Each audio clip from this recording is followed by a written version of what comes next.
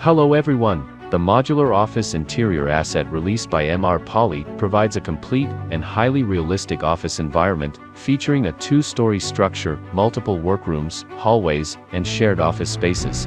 Its professionally crafted lighting especially makes it perfect for anyone looking to create a detective-style or retro office atmosphere, a must-have asset.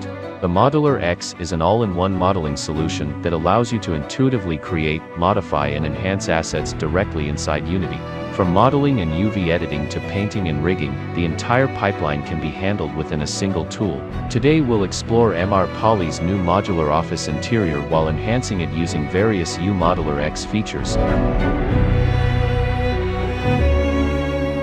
UModeler X allows you to assign materials per polygon, enabling you to select specific faces in Unity and apply materials instantly.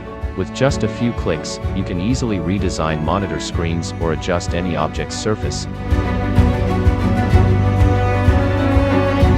Next, let's make the plants in this pot look fuller. Using the Radial Array feature, you can create a clean and consistent circular arrangement, far neater than manual duplication. It allows you to arrange repeated elements naturally and neatly.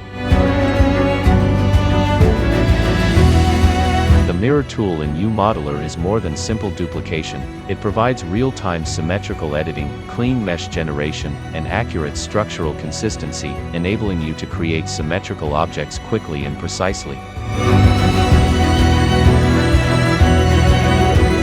The Move brush allows you to adjust proportions and shapes intuitively without selecting each vertex manually. It's highly useful for refining even complex shapes quickly and improving overall detail.